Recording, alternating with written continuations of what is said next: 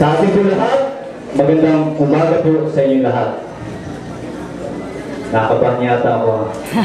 Alam niyo po, 12 taon na akong nanunungkulan bilang miyembro ng Sangguniang Bayan. 6 na taon akong SK President na nagbigay ng karangalan sa ating bayan.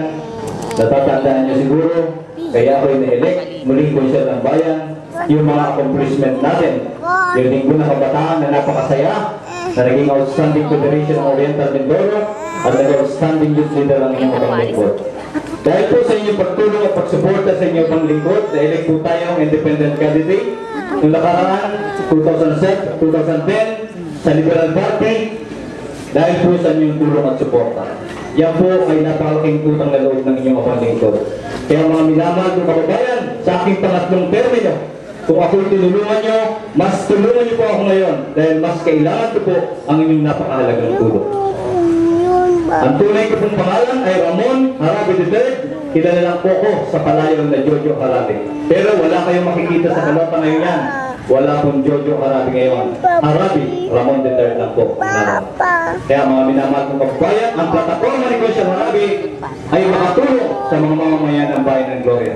Simula po ng aking panunungkulan, naging pamantayan ng inyong abang lingkod na maging kabahagi sa pag-unlad ng ating bayan, maging kabahagi sa mga programa na ipinatutupad sa ating bayan. Kabahagi po tayo sa pagpapagawa ng Diosdado Macapagal dahil po SK President na po tayo doon.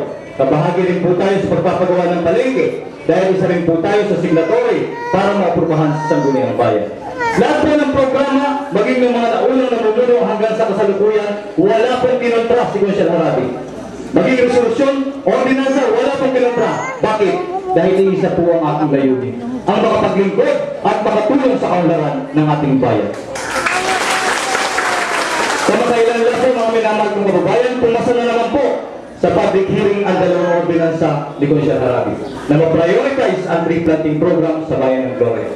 At yan po ay para sa mga mamamayan ng Bayan ng Gloria. Ang trabaho po ng isang Consyal ng Bayan ay gumawa ng batas, gumawa ng resolusyon para sa mga mamamayan ng Bayan ng Gloria. Mag-approve ng mga supplemental budget ng mga barangay, yan po ang aming trabaho at hindi po kami nagpapagawa ng project.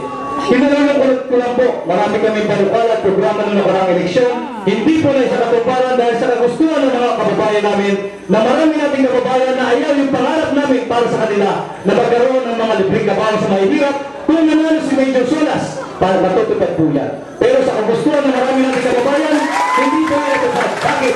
Kayo po ang may gusto, kaya sino pong nawalan, kayo ang nawalan. Kaya samantalahin po natin, ang pangarap namin na makatulong sa inyo, kayo ang gagawa niyan. Maraming salamat.